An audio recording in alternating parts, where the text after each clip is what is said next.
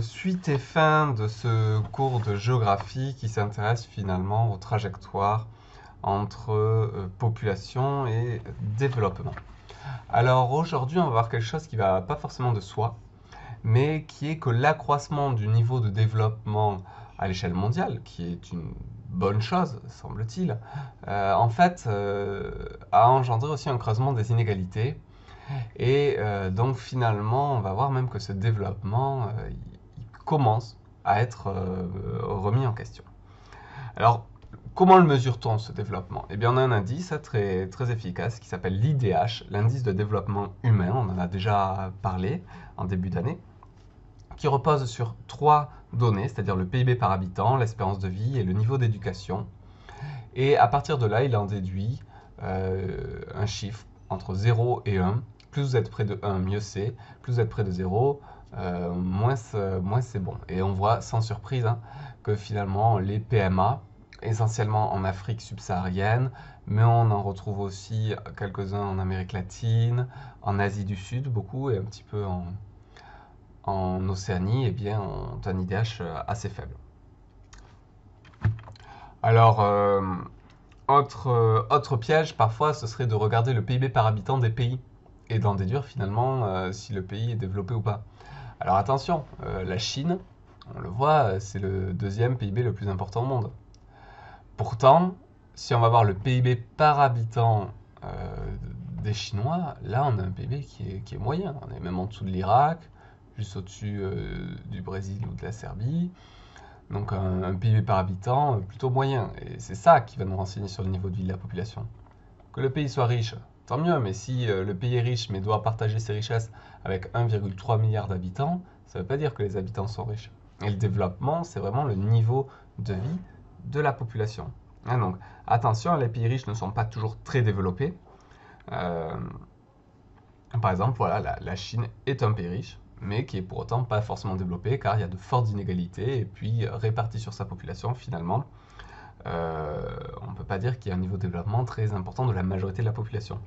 A l'inverse, la Suède, vous voyez, c'est le 23 PIB mondial, donc c'est pas considérable, mais pourtant, si on voit le PIB par habitant, il est quand même déjà nettement supérieur à celui de la Chine, et surtout, même si le PIB par habitant, par exemple, de la Suède est inférieur à celui de Bahreïn ou à celui des Émirats Arabes Unis, mais je vous assure qu'il vaut mieux vivre en Suède qu'aux Émirats Arabes Unis, parce que les inégalités, ils sont plus faibles. Et là, j'en viens du coup à un deuxième indicateur, qui est les inégalités. Parce que si vous êtes dans un pays où il y en a un qui a 10% de la population qui a 1 million d'euros et les 90% restants qui n'ont rien, ou qui ont 1 euro, on va dire, ça va vous faire, mine de rien, une moyenne, un PIB par habitant à 100 000 euros. Alors que finalement la majorité n'aura rien, mais parce qu'il y aura une population très riche qui va fausser cette moyenne. Ça, c'est typiquement ce qu'on observe dans ce qu'on appelle les pétromonarchies du Golfe, l'Arabie Saoudite, le Qatar, les Émirats Arabes Unis, etc. Donc là, on a un indice en géographie qui est très efficace, qui est l'indice de Gini, et qui lui va évaluer les inégalités sur un indice allant de 0 pour l'égalité parfaite à 1 pour inégalité totale, c'est-à-dire si une personne dans le pays possédait tout, donc c'est des chiffres absolus à 0 et 1. Et là, à la différence de l'IDH, l'indice de Gini est bon s'il est faible, alors que l'IDH, il est bon s'il est élevé. Et donc on voit qui sont les pays qui ont un indice de Gini faible, et bien surtout l'Europe, et essentiellement même l'Europe centrale et l'Europe du Nord, qui sont connus quand même pour avoir des politiques assez égalitaristes. On pourrait aussi en parler dans les inégalités entre les femmes et les hommes. Et moi, ce que j'aime bien dans cet indice de Gini, c'est qu'on a des surprises, je trouve. Regardez les États-Unis, ils ont un indice de Gini qui est assez médiocre. C'est-à-dire que les inégalités sont plus importantes aux États-Unis qu'elles le sont en Russie, ou qu'elles le sont en Algérie. Donc, on voit finalement que certains pays riches, du fait de leur forte inégalité, peuvent quand même se remettre en question, clairement.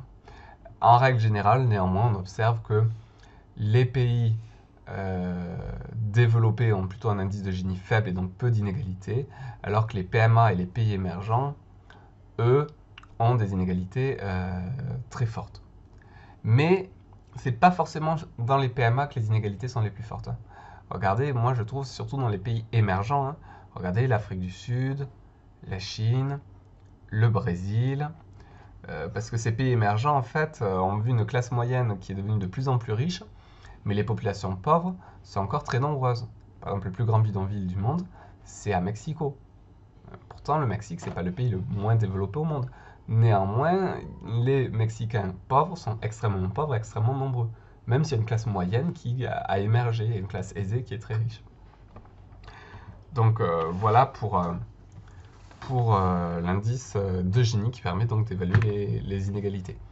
Donc si on observe depuis les années, on va dire 80, donc fin de la guerre froide jusqu'à nos jours, eh bien on voit globalement que les inégalités se sont accentuées. Regardez les salaires des 10% plus riches, mais on voit que depuis les années 80, ils n'ont cessé d'augmenter, jusqu'à occuper plus de 25% des richesses, donc 10% de la population possède 25% des richesses, alors que le salaire des 20% plus riches et des 50% restants, eux, a même diminué. Donc finalement, ce développement, à qui profite-t-il? On voit que là, il profite aux catégories les plus aisées. Un autre document là qui vous montre en fait le pourcentage de revenus que représentent les 1% plus riches dans le pays. Là en 1980, là en 2012. Donc comment le comprendre? Eh bien les 1% plus riches aux États-Unis en 1981 possédaient 8% des richesses. Aujourd'hui, en 2012, pas aujourd'hui mais en 2012, les 1% plus riches possédaient 20% des richesses. On voit que pour la France, les inégalités sont moins marquées, mais on a aussi ce processus où le 1% plus riche, qui possédait 7% des richesses, en possède peut-être maintenant 8 ou 9. Et là, on a les chiffres pour 2012, mais ce phénomène qui s'est accentué. Là, j'ai pas trouvé des documents plus récents, mais je vous assure que ce phénomène s'est accentué. Donc, un développement des richesses au niveau mondial qui augmente, mais qui ne profite pas à tous. D'où la question de se dire, est-ce qu'on ne peut pas réduire les inégalités grâce au développement durable? C'est-à-dire d'avoir un développement au niveau de l'économie, mais qui ne néglige pas le social, c'est-à-dire qui répartit ses bienfaits, et qui ne néglige pas l'environnement non plus. Et en ce cas-là, si on a et l'environnement, et le social, et l'économie, on est véritablement dans un développement durable. Bon, alors ça a été déjà vu, cette question du développement durable. Effectivement, il vaut mieux un développement durable qu'un développement tout court. Néanmoins, maintenant, certains géographes remettent véritablement en cause cette question de développement durable, comme si finalement il s'agissait d'un mirage. C'est-à-dire à partir du moment où on a un développement de l'économie, on peut éventuellement, grâce à des politiques de redistribution, enfin, politique de redistribution, c'est un mot un peu compliqué pour dire l'impôt en fait. C'est-à-dire que quand vous avez des entreprises extraordinairement riches qui vous disent oui, on va soutenir les hôpitaux de Paris pour l'épidémie de coronavirus, en fait, ça doit juste doucement nous faire rigoler. Parce que si vous voulez soutenir les hôpitaux de Paris, ça sert à rien de faire un spot publicitaire pour dire voilà, on soutient les hôpitaux de Paris, c'est formidable, bravo les soignants. En fait, vous payez vos impôts et c'est super parce que les impôts, ça va payer les soignants, ça va payer les profs, ça va payer les policiers, ça va payer tout un tas de choses qui nous servent dans la vie de tous les jours. Donc il y a ce paradoxe finalement que certaines entreprises et même certains individus se font passer pour des mécènes généreux en donnant de façon très ostensible de l'argent pour de bonnes actions. Mais en fait, normalement, on devrait juste avoir un État qui prélèverait un montant d'impôt sur ces personnes et sur ces entreprises, et qu'avec cet impôt, ensuite, eh bien, on finance tout ce qui fonctionne. On remarque aussi que ces 1% plus riches, ce ne sont pas forcément eux qui payent le plus d'impôts parce que eh bien, leur richesse, elle est investie dans des paradis fiscaux, il y a dans des montages financiers qui font que ça échappe complètement au fisc et donc à la redistribution. Et donc c'est entre autres ça aussi qui explique que ces très très riches deviennent encore plus riches parce qu'ils ne jouent pas avec les mêmes règles que les autres. Parce que non seulement ils ont des entreprises qui rapportent beaucoup, qui font des bénéfices, mais en plus ils s'arrangent pour ne pas avoir à payer d'impôts avec. Bref, donc ce que je voulais dire, je suis parti un petit peu loin, mais c'est que certains géographes maintenant remettent en cause le fait qu'on ne peut pas avoir de développement qui soit environnementalement neutre. Voilà, on ne peut pas avoir un développement infini avec une planète qui a des ressources, elles, qui sont finies. Et donc du coup, cette notion même de développement durable, ils la remettent en question parce que voilà, comme je disais, même si on arrive dans l'idéal, et il y a peu de pays qui l'ont véritablement mis en œuvre, pour ne pas dire aucun même. Mais quand bien même, dans l'idéal, dans l'absolu, on pourra avoir un développement qui respecterait le volet social, avec une belle politique de redistribution, qui ensuite est véritablement un pilier environnemental, certains le remettent en cause. Voilà. Et pensent que non, on ne peut pas avoir un développement infini sans que cela creuse encore la dette climatique, entre autres, puisque c'est un des principaux problèmes environnementaux que nous connaissons. Donc pour ça, eux, ça serait plutôt dans une logique de décroissance ou de transition, on va dire, vers un autre modèle économique. Mais quoi qu'il en soit, moi, il y a un pays que j'aime beaucoup, qui est la Russie. Mais si on voit la Russie, elle valide aucun pilier du développement durable. Parce que sur l'économie, déjà, 30% de ses revenus, c'est l'exploitation des hydrocarbures, du pétrole et du gaz. Donc on n'est pas sur une économie qui va pouvoir bien durer parce qu'elle exploite des ressources fossiles, donc qui vont être achevées dans le temps. Donc dans 50 ans, son économie, elle va devoir se passer de 30% de ses richesses. Ça va être compliqué. L'environnemental, vous doutez que si votre pays fonctionne sur l'exportation d'énergie fossile, le bilan climatique n'est pas formidable. Puis il y a une pollution locale considérable. Ce pilier-là en Russie, c'est vraiment pas la priorité du gouvernement. Et sur le plan social, je pense qu'il suffit de comparer finalement les dépenses pour la santé et l'éducation. Respectivement, c'est 13 et 15 milliards d'euros par an, santé et éducation, alors que l'armée, c'est 60 milliards. Donc la Russie dépense 2 fois plus pour son armée que pour la santé et l'éducation réunies. À titre de comparaison, en France, c'est tout à fait différent, puisqu'on dépense 34 milliards pour la défense, et 80 milliards pour l'enseignement, et 220 milliards pour la santé. Donc on dépense 10 fois plus pour la santé et l'éducation que pour la défense. Donc on voit que les priorités en France ou en Russie ne sont pas les mêmes quant à l'aspect social.